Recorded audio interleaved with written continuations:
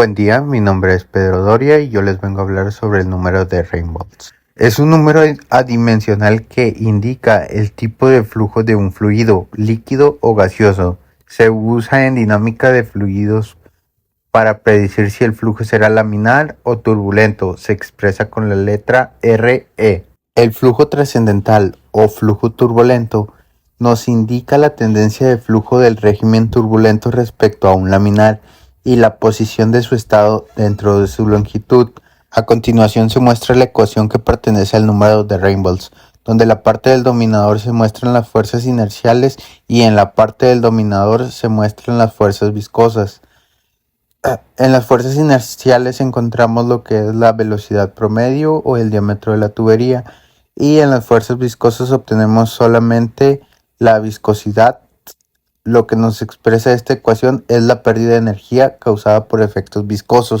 ¿Cómo es una región crítica? La región crítica o zona de transición en el flujo de un fluido es donde el flujo cambia de laminar a turbulento. En esta zona, el comportamiento del fluido es inestable e imprescindible. ¿Cuál es el rango del número de Reynolds? El número de Reynolds define el tipo de fluido. Si el número es mayor a 2000, el flujo se le llama laminar, o sea, es ordenado. Si el flujo es igual o menor que 2000, es una región crítica o de flujo trascendental.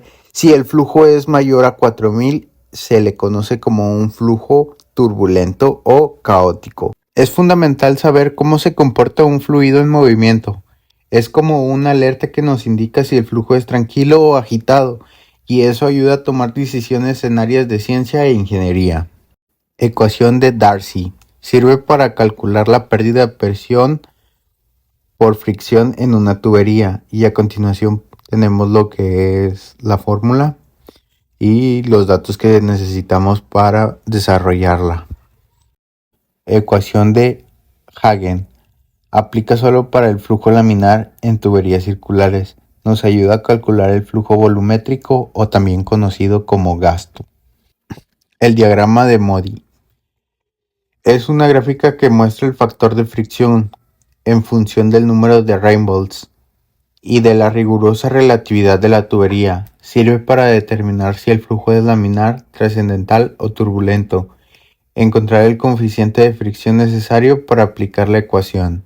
A continuación presentaré el problema que dice: un fluido con densidad de 1000 kilogramos sobre metro cúbico y una viscosidad dinámica de 0.001 pascales fluye por una tubería de diámetro de 5 milímetros a una velocidad de 2 metros sobre segundo.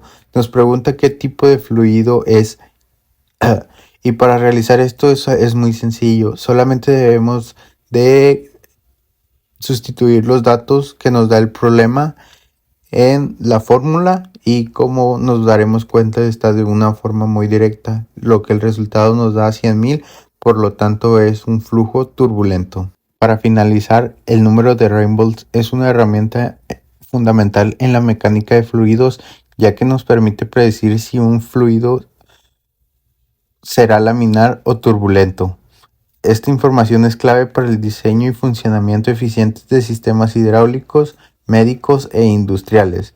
Comprenderlo nos ayuda a evitar errores y mejorar el rendimiento de equipos. Muchas gracias.